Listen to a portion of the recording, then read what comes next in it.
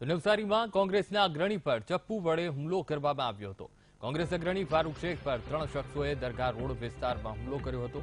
હુમલાખોરોએ ફારૂક શેખના શરીર પર અનેક જગ્યાએ ચપ્પુના ઘા ઝીંક્યા હતા, જેને લઈને ફારૂક શેખને સારવાર હેઠળ ખસેડવામાં આવ્યા છે। તો હુમલો કરીને ફરાર થતી વખતે એક શખ્સને લોકોએ ઝડપી પાડ્યો છે।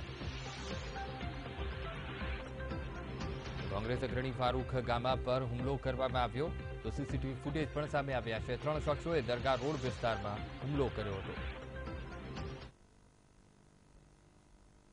मैंने नहीं किया था हमला। तो किसने किया था? जिसने किया वो भाग गया।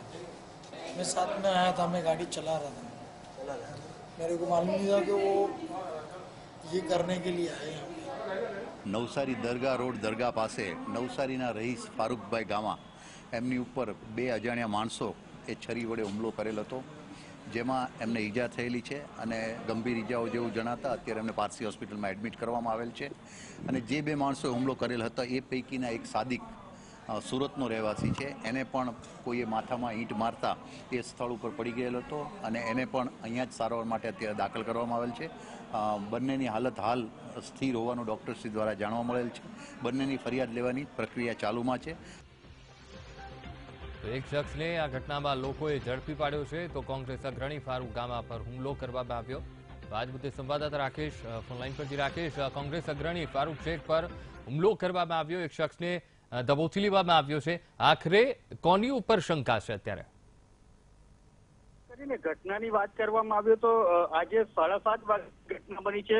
સુરતથી 2 ઇસમો ફિલ્મી ઢબે આવ્યા હતા અને દરગાહ રોડ વિસ્તારમાં ફારૂક ગામાજીનું જે નિવાસસ્થાન છે નિવાસસ્થાનની ગલીમાં ઘૂસીને અચાનક જ હુમલો કરી દેવામાં આવ્યો હતો, જેને લઈને જે સમગ્ર વિસ્તારમાં ચકચાર પણ મચી ગઈ હતી અને હુમલો કરીને જે 2 ઇસમ ભાગતા હતા એમાંથી એક ઇસમને પકડી લેવામાં આવ્યો છે અને પબ્લિકે એ ઇસમને ઢોર માર પણ મારવામાં આવ્યો છે અને ફારૂક ગામા સહિત જે આરોપી ઇસમ છે તેને બી હોસ્પિટલમાં સારવાર હેઠળ ખસેડવામાં આવ્યો છે। ખાસ કરીને વાત કરવામાં આવે તો ફારૂક ગામા નામનો જે વ્યક્તિ કોંગ્રેસી અગ્રણી છે એ એક સાપ્તાહિક છાપું પણ ચલાવતો હતો, જેને લઈને 2 નંબરી વ્યવસાય સાથે સંકળાયેલા લોકો સાથે ઘર્ષણ કરવું પડતું હતું, જેને લઈને કંઈક એવું અનુમાન લગાવી શકાય કે કોઈ જૂની અદાવત કે ઘર્ષણનો મામલો હોઈ શકે અને કોઈએ સોપારી આપી હોય અને ફારૂક ગામાને પર હુમલો કરાવ્યો હોય એવું અનુમાન પણ લગાવી દેવામાં આવ્યું છે।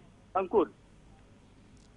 જી બિલકુલ રાકેશ, સમગ્ર માહિતી સાથે જોડા બદલ આપનો આભાર। આજ મુદ્દે ત્યાંના સ્થાનિક નેતા કોંગ્રેસના દીપક બારોટ આપણી સાથે ફોન લાઈન પર જોડાયા છે। જી દીપકભાઈ, જે રીતે ફારૂક ગામા ઉપર હુમલો કરવામાં આવ્યો, કોંગ્રેસ અગ્રણી છે, 3 શખ્સો દ્વારા હુમલો કરવામાં આવ્યો, આખરે કોની ઉપર શંકા છે? હાલના એક જે શખ્સ પકડાયો છે સિવિલ હોસ્પિટલમાં સારવાર હેઠળ છે, 3 પૈકી એક પકડાયો છે, એ હજુ કઈ બોલી નથી રહ્યો, એના માથા પર પણ ઇન્જરી છે, પડી ગયો હતો ને લોકોનું ટોળું પાછળ થઈ ગયું અને ફારૂક અત્યારે છેલ્લા 2 કલાકથી ઓપરેશન થિયેટરમાં છે અને લગભગ 4 બાટલા એને બ્લડ ચડાવ્યું છે, હાલ એની હાલત સ્થિર છે। હજુ કોઈ વાત બહાર આવી નથી, વધુ તપાસ પોલીસ કરશે ત્યારે ખબર પડશે। જી બિલકુલ, પરંતુ દીપકભાઈ, જે રીતે ફારૂક ગામા ઉપર હુમલો કરવામાં આવ્યો છે તેમને કોઈની ઉપર શંકા ખરી? કોઈ અણબનાવ કોઈની સાથે?